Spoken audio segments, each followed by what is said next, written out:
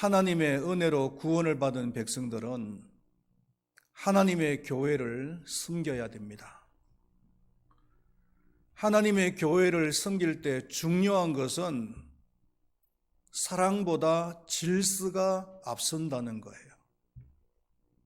로마서 12장에 보면은 질서가 사랑보다도 먼저 나오는 것을 우리는 볼 수 있습니다. 모든 믿는 사람들은 나름대로 교회를 사랑합니다. 그들의 입에서 나오는 말이나 행동들이 교회를 사랑하는 마음에서 나오는 것임에 틀림이 없습니다. 그럼에도 불구하고 믿는 사람들 간에 아니면은 교회 안에서 문제가 발생하는 것은 질서가 없기 때문입니다. 남녀 간의 사랑에도 마찬가지가 아니겠습니까? 한 남자가 두 여자를 동시에 만난다든지 아니면은 한 여자가 두 남자를 동시에 만난다면은 그 사랑이 얼마나 오래 가겠습니까? 사랑에 질서가 없는 것이죠. 사랑을 부정하는 것은 절대 아닙니다. 교회를 사랑으로 섬기되 질서 있게 섬기자라는 말씀을 드리고 싶은 겁니다.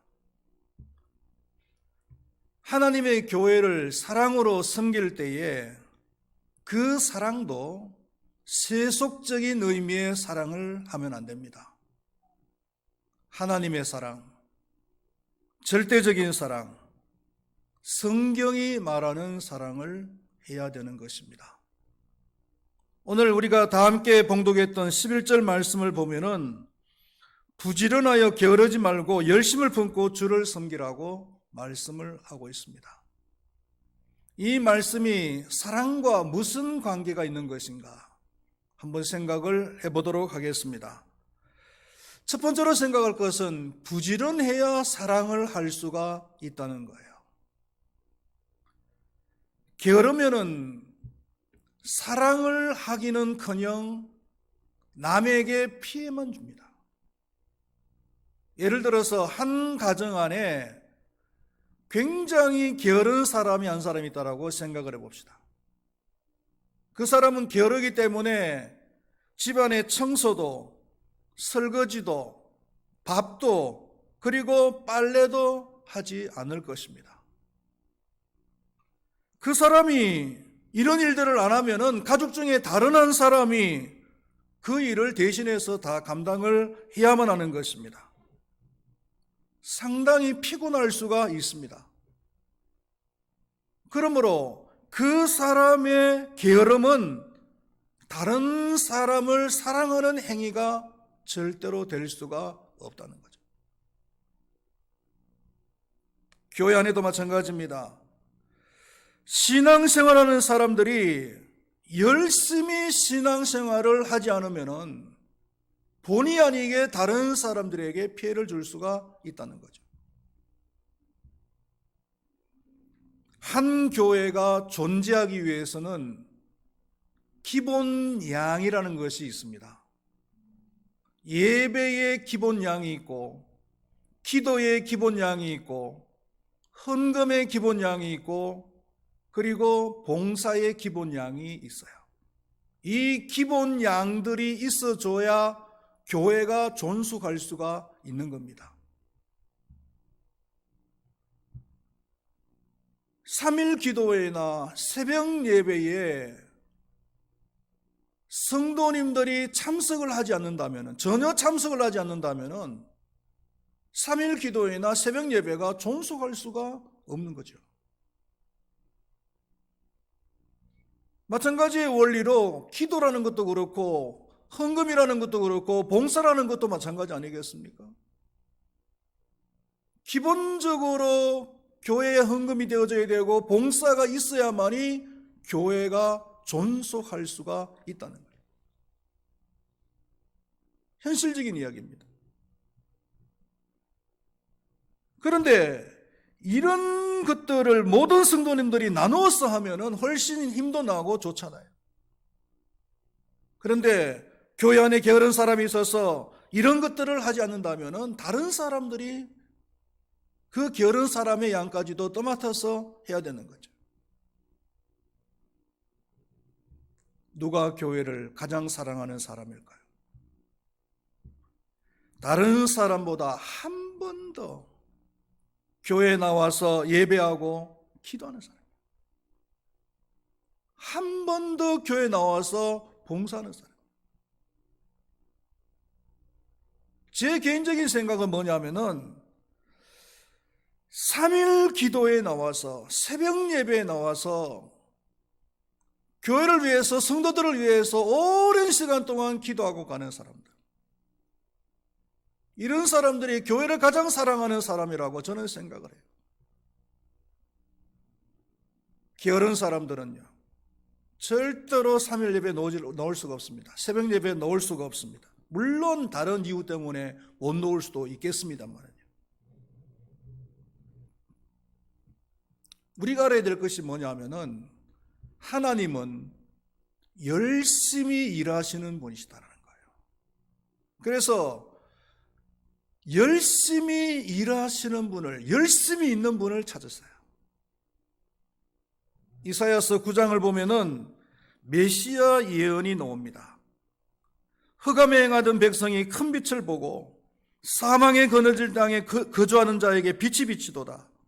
이는 한 아이가 우리에게서 낳고 한 아들을 우리에게 주신 바 되었는데, 한 아이, 즉 예수 그리스도를 보내셔서 어두움에 있는 백성들을 구원하시겠다는 약속이, 메시아 약속이에요. 그런데 이 메시아 약속 마지막에 이런 말이 나옵니다. 만군의 여호와의 열심히 이를 이루시리라. 하나님께서는 이런 약속을 해 놓으시고 요나처럼 박능굴 아래에서 게으름을 피운다든지 놀고만 계시는 분이 아니시단 말이에요. 그 약속을 열심히 이루시는 분이세요. 한 예로서 이사야서 36장에서 37장 말씀해 보면은 아수르의 산헤립이 군사 18만 5천 명을 이끌고 남한국 유다를 쳐들어왔습니다. 이때 남한국의 왕은 히스기야입니다. 남한국 유다의 국력으로서는 도저히 막을 수 없는 상황이었어요. 그런데 우리가 알다시피 히스기야는 믿음의 왕이었잖아요. 그 당시 선지자인 이사야에게 기도를 부탁합니다. 그리고 자신도 금식 기도를 합니다. 하나님께서 이사야 선지자에게 응답을 하시는데 뭐라고 응답을 하시느냐 하면은 저 아수르군이 이 예루살렘 성을 향하여서 화살 하나도 쏠 수 없을 것이다. 만군의 여호와의 열심히 일을 이루시리라. 이렇게 말씀을 하셔요. 그리고 그날 밤에 하나님의 사자가 아수군을 치시는데 아수르군은 성을 향하여서 화살 하나 쏘지 못하고 퇴각을 하고 맙니다. 하나님의 전능하신 만군의 여호와의 열심히 일을 이루신 거예요. 하나님께서는 이렇게 열심히 있으신 분이신데 게으른 사람이 눈에 들어오겠습니까? 나는 이렇게 열심히 일하는데 게으르게 신앙생활하는 사람이 눈에 들어오겠냐 말이에요. 유유상종이라는 말이 있잖아요. 공부를 1등 하는 학생, 열심히 공부를 해서 학반에서 1등을 한다든지 전교에서 1등 하는 학생하고 공부는 일질 안 하고 맨날 놀기만 놀다가 학급에서 꼴찌, 전교에서 꼴찌하는 학생이 친구가 될 수 있겠어요? 드라마나 아니면 영화에서나 있을 이야기죠. 드라마나 영화 보면은 검사하고 조폭하고, 검사를 하려고 그러면 그래도 전교에서 몇 등이나 해야 되잖아요. 최상위급에 들어가는 학생이라야 검사가 될 수 있잖아요. 조폭은 학교 다닐 때 공부는 안 하고 맨날 싸움질만 하던 그런 학생이에요. 그런데 친구야. 그건 영화나 드라마에서나 있는 이야기죠.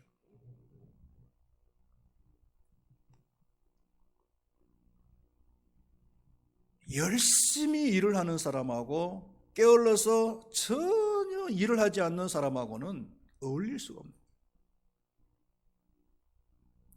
그래서 잠언서에서도 3대 악을 얘기하면서 그 중에 한 가지를 게으름을 이야기합니다. 게으른 자는 빈궁이 강도같이 오며 곰핍이 군사같이 이른다. 빈궁하게 될 것이고 곰핍하게 될 것이다. 이것은 육적인 부분만 말하는 것이 아니라 영적인 부분도 말하는 거예요. 게으르면은 영적인 부분도 핍절하게 될 것이라는 말씀이에요. 사랑하시는 우리 큰발교회 모든 성도님들이시여, 이왕 우리가 믿음 생활할 거, 신앙생활 할 거면은 열심을 품고 신앙생활할 수 있기를 축원드리겠습니다. 할렐루야. 그 다음 두 번째로 생각할 것이 뭐냐면은 다른 사람을 섬기는 것이 곧 주를 섬기는 것이라는 겁니다.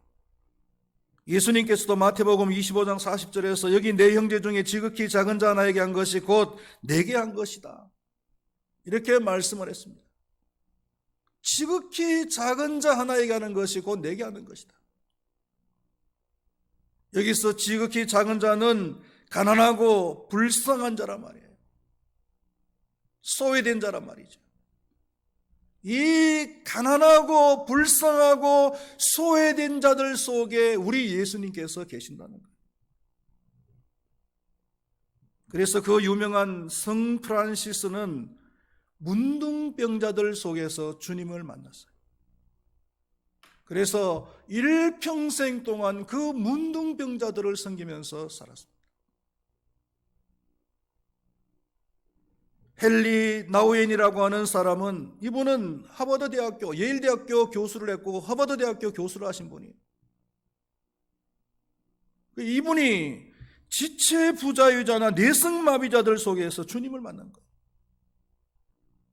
그래서 그 좋은 하버드 대학의 교수직을 내놓고 그런 부자유자들이 있는 기관 속으로 들어가서 남은 생애를 갖다가 그들을 섬기면서 살았어요.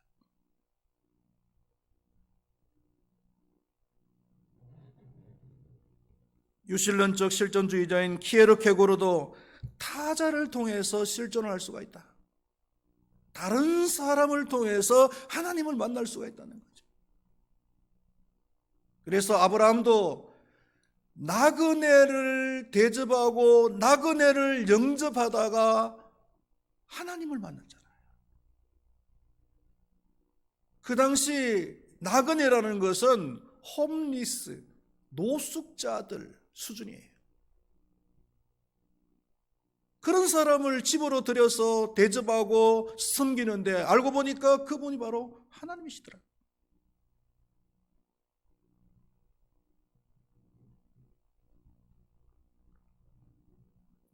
같은 교회 성도들을 섬기는 것은 곧 주님을 섬기는 일인 줄로 믿으시기를 바라겠습니다. 많은 사람들이 목사를 섬겨야 주님을 섬기는 거라고 생각을 하죠. 물론 목사를 섬기는 것도, 목사도 교회 성도 중에 한 사람이니까 목사를 섬기는 것도 주님을 섬기는 것이지만 모든 성도들을 섬기는 것이, 그것이 곧 주님을 섬기는 겁니다. 할렐루야, 믿으시기를 바랍니다. 열심히 성도들을 섬기시기를 바라겠습니다. 사랑은 열심이에요. 이 열심이라고 하는 말은 끓는다라는 뜻이 들어있는 단어거든요. 물이 끓으면 어떻게 돼요? 물이 처음에는 괜찮다가 물이 끓으면은 부글부글 가만히 있지를 못하잖아요. 사랑의 대상이 생기면은요, 가만히 있을 수가 없어요. 물이 끓듯이 막 움직이게 되는 거예요. 그래서 삶의 동기가 생기면서 막 부지런해지는 거예요. 사랑할 수 있기를 바라겠습니다. 교회를 사랑하시고 교회의 몸된 이 모든 성도님들을 사랑할 수 있기를 축원드리겠습니다. 다시 한번 더 우리 옆에 계신 분들하고 사랑합니다. 진심으로 한번 하시기 바랍니다. 사랑합니다.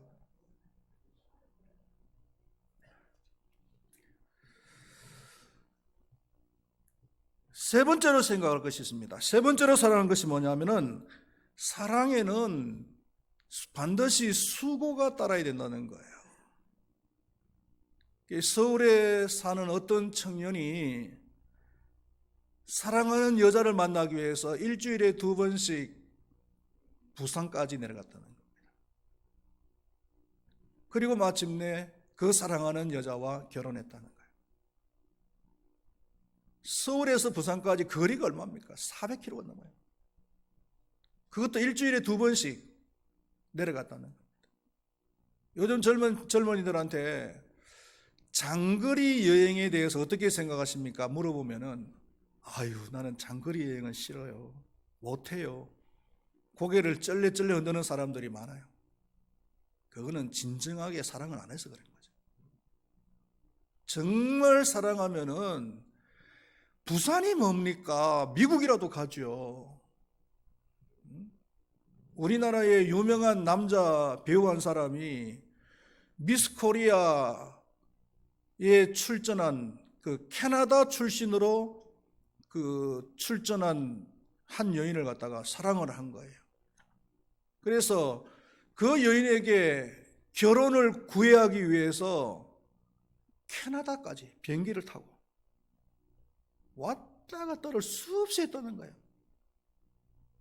캐나다까지 왕복하는데 비행기로만 35시간 걸린답니다. 가서 뭐 며칠 동안 있는 것도 아니고 가가지고 얼굴 한번 보고 그리고는 이 얘기 몇 마디 하다가 그리고 다시 돌아오는 거예요. 자기도 또 한국에서 일정이 있으니까. 그렇게 하기를 반복해서 결국은 그 사랑하는 여인의 마음도 얻어내고 부모님들의 마음을 얻어내서 결혼을 했다는 거죠.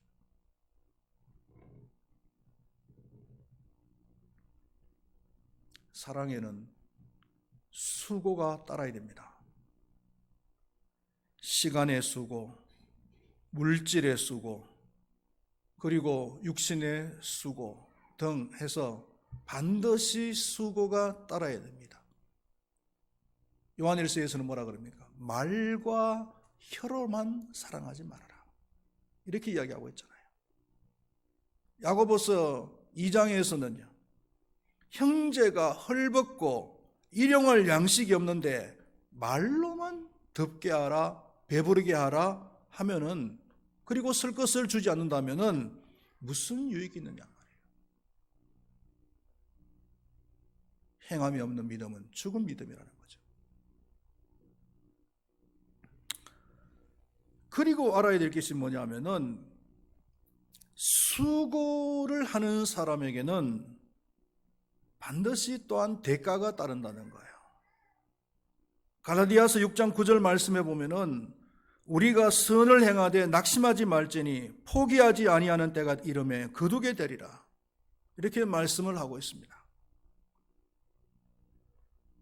열심히 주를 섬기는데도 남들이 알아주지를 않을 때 있어요. 섭섭하죠? 알아주지 않는 것만 해도 괜찮은데 더 나아가서는 시기와 비방을 하는 거예요. 아이, 지까지 게 뭐 잘났다고. 시기와 비방까지 하는 거예요. 그러면 견딜 수가 없는 거죠. 그러나 하나님께서 분명히 약속하셨습니다. 때가 되면은요, 반드시 거두게 된다. 하나님은 정확하신 분이신 줄로 믿으시기를 바라겠습니다. 지난주에 이정열 집사님 신방을 갔다가 제가 많은 은혜를 받았어요. 집사님, 간증을 좀 해도 되겠습니까?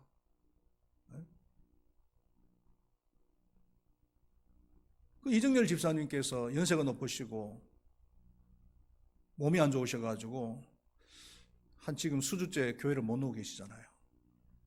근데 어느 만큼 안 좋으셨냐면은 밤에 잠을 자다가도 코피가 막 나오시고요. 그 코피가 어느 정도 나오냐면 수돗물을 틀어놓은 것처럼 코피가 막 나온다. 그리고 혈변을 보시고. 그러면 119를 불러가지고 또 아주대 병원 응급실로 가는 거예요. 응급실에 가가지고 그리고는 또 막 내시경, 대장 내시경을 갖다가 해보고 또 연세가 너무 높으시니까 수면 내시경이 안 되니까요. 막 생으로 그냥 내시경을 하는데 얼마나 힘든지.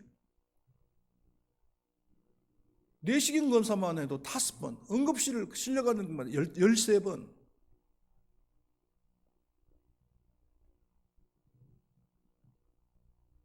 그런데도 내시경 검사를 했는데도 원인을 찾지 못하는 거예요.